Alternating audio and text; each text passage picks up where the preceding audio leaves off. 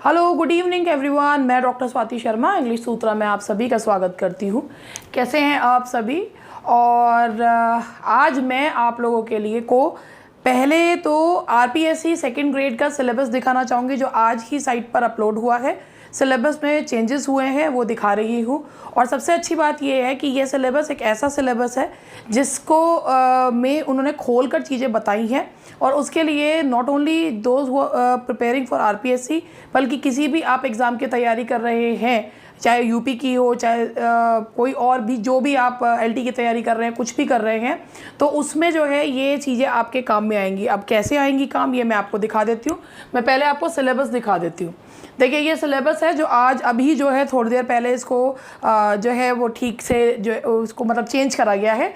तो ये तो इसमें कोई चेंजेस नहीं हुए हैं। पार्ट्स ऑफ स्पीच में खोल दिया है noun, verbs, adjectives and adverbs, articles, determiners, tenses, prepositions, model auxiliaries, degrees of comparison, subject verb agreement, इनमें तो कोई भी चेंजेस नहीं है। ट्रांसफॉर्मेशन, मतलब ट्रांसफॉर्मेशन में ये बता दिया कि अफर्मेटिव से नेगेटिव एंड इंटेरोगेटिव में चेंज करना है, एक्टिव, पैसिव, डायरेक्ट, इनडायरेक्ट, और कुछ नहीं है। Proverbs, phrasal verbs, synonyms, phonetic transcription, ये दे दिया गया है। तो इसमें तो ऐसा कुछ उन्होंने चेंज नहीं करा। अब आप इसमें देखिए basic sentence patterns, MHM, SPOCA, reading comprehension, ये सारा, पोइट्री अप्रिसिएशन, एक और चीज़ डाल दी गई है। अब ये देखिए, ये आया है इसमें an acquaintance with literary forms and devices. तो इसमें इन्होंने खोल दिया किस किस में से क्वेश्चंस पूछे जाएंगे।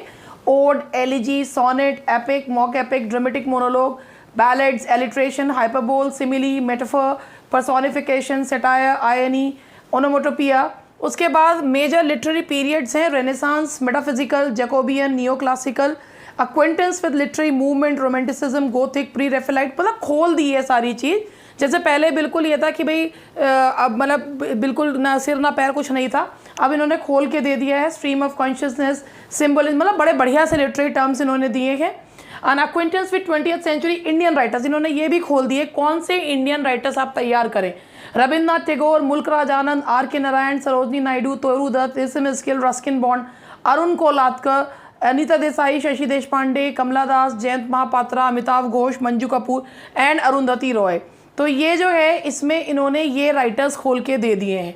तो चलिए अब बात करते हैं कि मुझे आप लोगों के साथ क्या जो है वो, अब चूँकि अब सिलेबस खोल के दे दिया गया है, तो मैं भी अब आप लोगों को सिलेबस वाइज पढ़ाऊँ तो वो ज़्यादा बेटर रहेगा कि जैसे लिटरेरी टर्म्स हैं, मूवमेंट्स हैं और स्कूल्स हैं, तो उनको पढ़ाने में, या जो इंडियन राइटर्स हैं बाकायदा एक एक राइटर के बारे में बताया जाए, तो वो आप लोगों के लिए भी बहुत अच्छा होगा। ये नहीं कि कहीं भी कभी भी कुछ भी।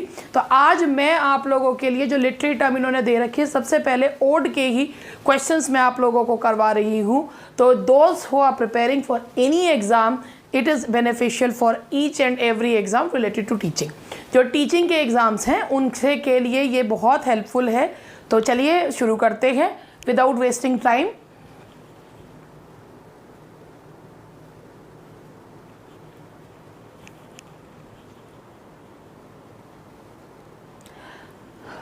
देखिए जी, ये है हमारा English literature MCQs on ode. Ode के ऊपर एमसीक्यूज़ जो है वो मैं आज आप लोगों को बता रही हूँ। यूपीटीजीटी का बैच जो है वो अभी स्टार्ट हुआ है, बिल्कुल फ्रेश बैच। जो लोग पेड बैच है, ऐप पर चलता है, those who are willing to take admission. एक चीज़ मैं आपको बताती हूँ, जो मेरे यहाँ पे तैयारी करते हैं ये लिटरेरी टर्म्स, ये तो उनके टिप्स पर जो है वो हो जाते हैं। मैं यूट्यूब पर इतना अच्छा कंटेंट देती हूँ, तो आप ये खुद भी सोच सकते हैं कि भाई यूट्यूब, क्योंकि मेरा ये मानना है चाहे कंटेंट कम दीजिए मगर जो है क्वालिटी कंटेंट दीजिए। तो मेरे यूट्यूब पर मेरे अपने खुद के जो पेड स्टूडेंट्स हैं वो भी जुड़े हुए हैं, उनको बहुत जो है वो भी इससे बेनिफिट जो है वो लेते हैं। तो अब आप ये देखिए, हाँ इसमें बस ये होता है कि आपको यूट्यूब वाले मटेरियल में आपको बहुत सारी चीज़ें खुद भी करनी पड़ती हैं। इसमें नोट्स हैं, सारी चीज़ें, वो आपको सब कुछ अपने मिलता है। तो इसमें यूपीटीजीटी का नया बैच अभी स्टार्ट हुआ ही है, 2 दिन हुए हैं, और ग्रामर का कल से स्टार्ट होगा इसमें। तो those who are willing to take admission they can. और चलिए अब स्टार्ट करते हैं। सबसे पहले मैं आप लोगों को बताना चाहूँगी आज मैं कौन सा लिटरेरी टर्म जो है वो पढ़ाने जा रही हूँ। आज का हमारा लिटरेरी टर्म है ओड, ठीक है। अब सबसे पहले ये जानते हैं कि ये लिटरेरी टर्म ओड होता क्या है। What is an ode? Ode का मतलब होता है, ये लिरिक्स से लंबा होता है, हमेशा सीरियस होता है, और ओड में हम किसी को संबोधित करते हैं। वी एड्रेस समवन और मतलब एक किसी व्यक्ति को, किसी एब्स्ट्रैक्ट आइडिया को, किसी चीज़ को हम इसमें जो है वो एड्रेस करते हैं। Ode is always in the form of address. तो ओड जो है वो एड्रेस के फॉर्म में होता है। ओड के जो प्रकार होते हैं, टाइप्स ऑफ ओड में अगर हम कहते हैं तो सबसे पहले हम पिंडारिक ओड को लेते हैं। पिंडार जो कि एक ग्रीक पोएट थे, उन्होंने जो लिखे, उन्होंने जो ओड लिखे, एक्चुअली जो पिंडारिक ओड थे वो आप ही कह सकते हैं एंकोमियम ओड्स थे, यानी ये किसी की तारीफ में लिखे जाते थे। इनका एक पैटर्न हुआ करता था स्ट्रॉफ, एंटी स्ट्रॉफ एंड ईपोड, कि जिसमें जो सिंगर्स हुआ करते थे वो right to left, left to right, और जो है वो सीधे खड़े होते थे। तो ये इसको ही मतलब कंसेक्यूटिवली स्ट्रॉफ, एंटी स्ट्रॉफ एंड ईपोड जो है वो कहा जाता था। ये एक सेट फॉर्मेट को अपनाते थे कि ग्रे का प्रोग्रेस ऑफ पोइजी ये इसी का जो है वो एग्जाम्पल है। इसके बाद है होरेशियन ओड्स। ये जो रोमन पोएट थे हॉरेस, उनके द्वारा लिखे गए। इनका जो है ये मोनोटोनस होते थे, कंपैरेटिवली इजी स्ट्रक्चर था, सिंपल उसमें लिखे जाते थे, और ये थे होरेशियन ओड्स। इनके बाद कॉलेयन ओड थे जो मतलब इर्रेगुलर ओड्स कहलाते हैं, जिसमें किसी उसको पैटर्न को नहीं माना गया है, दैट इज इर्रेगुलर ओड। तो बेसिकली ओड्स जो होते थे किसी को संबोधित करने में, मतलब आप कॉलियनेट इंग्लिश ओड्स इन्हें कह सकते हैं। तो जो ये इंग्लिश ओड्स वाले जो राइटर्स थे, इन्होंने ऐसा नहीं है भाई जिन्होंने स्ट्रिक्ट पैटर्न को फॉलो किया है तो उन्होंने तो भाई उसको करा है कि पिंडारिक ओड्स हैं या होरेशियन ओड्स हैं, वरना जो इर्रेगुलर ओड्स हैं, मोस्टली जो इंग्लिश राइटर्स हैं उन्होंने इर्रेगुलर ओड्स को ही ज़्यादा फॉलो किया है, या अपने उनके इंग्लिश ओड्स जो है जो ज़्यादा मतलब ज़रूरी नहीं है कि पिंडारिक या होरेशियन ओड्स को ही फॉलो करते हो। तो अभी यही ओड के संबंधित जो मैंने आपको एक शॉर्ट में इंट्रो दिया, उसी से संबंधित ये सारे क्वेश्चंस हैं। अब आप इसमें देखिए, पहला क्वेश्चन है what is the most distinctive feature of an ode. एक ओड का सबसे डिस्टिंक्टिव फीचर क्या होता है? It is longer than a lyric, हाँ जी होता है। It is the form of an address, it is written in a rhyming verse form, its subject is historical. बाकी चीज़ें हो सकती हैं, नहीं भी हो सकती है, लेकिन इसका एक जो सबसे डिस्टिंक्टिव फीचर जो इसे औरों से अलग रखता है, यानी कि जो इसे अलग करता है, वो होता है it is in the form of an address. एक ओड हमेशा संबोधन के फॉर्म में होता है। तो the correct answer is B. इसका आंसर है B. Now the next question is, who is the most important writer of the Pindaric odes in English? सबसे ज़्यादा इम्पॉर्टेंट राइटर पिंडारिक ओड्स का इंग्लिश में कौन है? तो दैट इज़ टॉमस ग्रे, जो ग्रेवयार्ड स्कूल ऑफ पोइट्री को बिलोंग करते हैं, मिस्टर टॉमस ग्रे। और इन्होंने जो है वो पिंडारिक ओड्स लिखे हैं। Progress of poesy, the board मैंने अभी आपको बताया।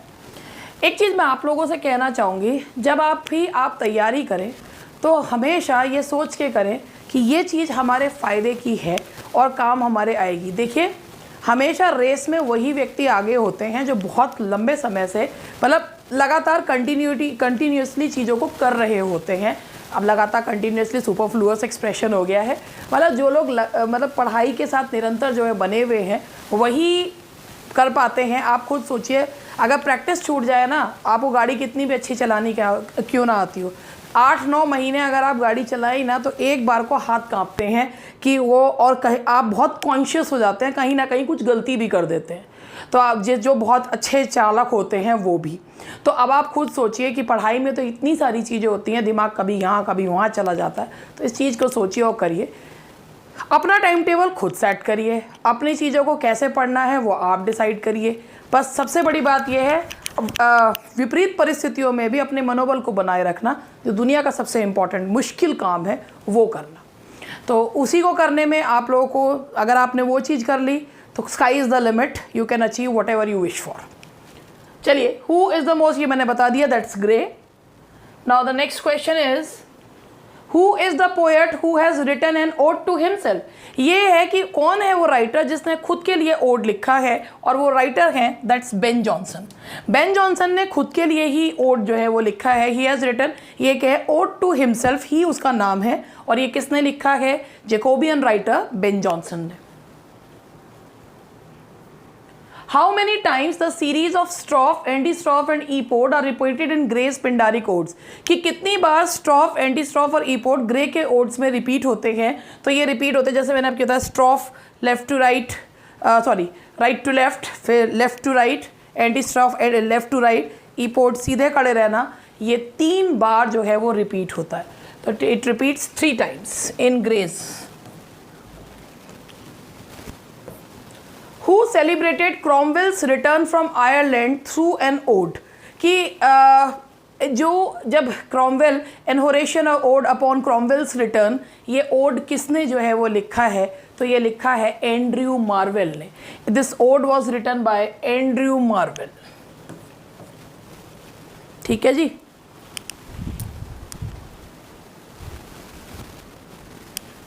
Now the next question is, who has written an ode on the nativity of Christ? Ode on the nativity of Christ लिखा है जॉन मिल्टन ने when he was just 21 years of age।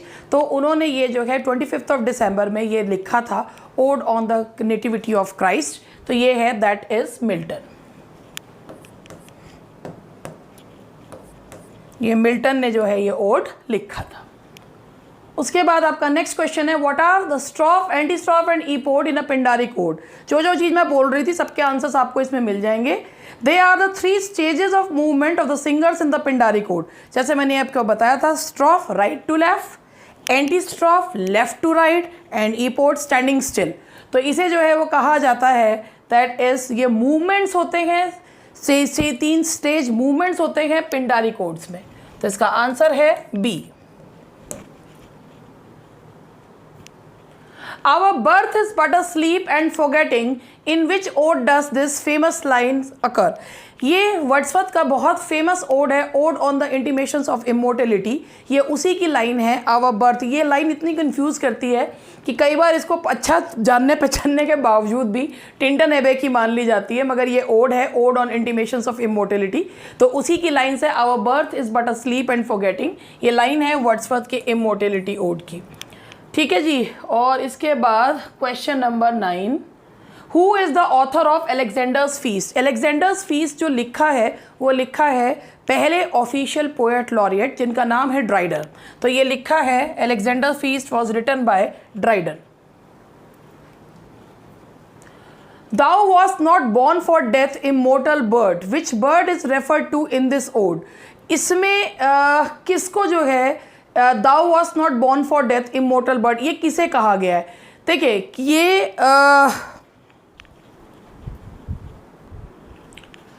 ये कहा गया है नाइटिंगेल के लिए। ये बर्ड जो कही गई है, Thou wast not born for, it is said for the nightingale. We look before and after and pine for what is not, in which ode do these lines occur? ये बहुत ही फेमस लाइन्स हैं कि हम जो हैं, we look before and after, कि हम जो हैं बिफोर एंड आफ्टर, कि हम जो है पास्ट को देखते हैं, फ्यूचर को देखते हैं, एंड पाइन फॉर, और परेशान होते हैं उन चीज़ों के लिए जो हम लोगों के पास नहीं है। Our sweetest songs are those that tell of our saddest thought. ठीक है, तो कुछ इसी ये जो है ये लाइन्स जो हैं वो कौन से की हैं? तो ये हैं शेले की टू अ स्काईलार्क की लाइन्स हैं। These are the lines of Shelley's to a skylark. ठीक है जी। अब इससे आगे बढ़ते हैं। Who has written an ode to Virgil? Ode to Virgil लिखा है विक्टोरियन एज के रिप्रेजेंटेटिव राइटर टेनिसन ने। ये वर्जिल को श्रद्धांजलि देते हुए उन्होंने लिखा है। Virgil who was a Roman writer, Latin writer, उन्होंने उनके ऊपर उन्होंने ओड लिखा है, ode to Virgil, that is Tennyson. एक मिनट इसको मिटा देती हूँ, that is Tennyson. Who mourns the death of the Duke of Wellington in the form of an ode? Duke of Wellington की मृत्यु पर कौन जो है वो ओड फॉर्म में विलाप जो है वो करता है? तो वो कौन करता है? ये है आपका आंसर इसका, टेनिसन जो है इसका आंसर है, that is Tennyson. Now the next question is, who has paid a tribute to Napoleon in the form of an ode? Napoleon को किसने जो है वो ट्रिब्यूट पे करी है in the form of an ode? भाई आप ये खुद देखिए कि नेपोलियन को जो ओड के फॉर्म में ट्रिब्यूट पे करी है वो रोमांटिक राइटर बायरन ने कही है। Mad, bad and dangerous to know, Byronic hero Byron, तो उन्होंने जो है ये ओड पे करी है, ट्रिब्यूट पे करी है किसके द्वारा? बायरन के द्वारा ट्रिब्यूट जो है वो पे की गई है। Now the next question is, if winter comes can spring be far behind, what is Shelley's mood as expressed in this line quoted from his ode to the west wind. ये Shelley की बहुत ही famous poem है ode to west wind, terza rima में लिखी गई है और इसमें जो है उन्होंने वेस्ट विंड को, एक एब्स्ट्रैक्ट आइडिया को, एक अमूर्त चीज़ को उन्होंने जो है एड्रेस करा है। और ये बहुत फेमस लाइन है उनकी कि आज अगर दुख है तो कल सुख भी तो होगा। और इसका है that of hope, that of despondency, that of doubt. ये सामने से ही पता चल रहा है कि इसमें उन्होंने संदेश दिया है दैट ऑफ होप। होप का संदेश जो है वो इन्होंने दिया है। That's all for today. हालांकि मैं ये नहीं कहती कि क्वेश्चंस बहुत ज़्यादा हैं, लेकिन एक एक लिटरेरी टर्म के एक एक मूवमेंट के अलग अलग 15-20 क्वेश्चंस भी अगर करवाएंगे तो आप ये खुद सोचिए कि कितनी लंबी सीरीज़ जो है वो बन जाएगी। और ज़्यादा लंबे लेक्चर्स में नहीं रखती, छोटे लेक्चर्स रखती हूँ, शॉर्ट एंड स्वीट, कि जिससे कि आप लोगों को पढ़ने में कोई दिक्कत ना हो और आप लोग निरंतर बने रहिए। मैं भी यही कोशिश कर रही हूँ कि मैं भी लगातार जाऊँ। 15-20 मिनट का वीडियो बनाने में मेरे को भी ज़्यादा लोड नहीं पड़ता एज़ कम्पेयर टू 1 घंटा या 1.5 घंटे का मैं बनाऊँ। ऐसे तो मैं कभी भी नहीं बनाती इतने लंबे। तो ये आप लोगों के से बात कहनी थी। दूसरी चीज़ ये है कि ये आपके हर एग्ज़ाम में काम आएगा, क्योंकि लिटरेरी टर्म्स हर एग्ज़ाम में काम आते। That's all for today. Will be meeting you tomorrow. Bye bye.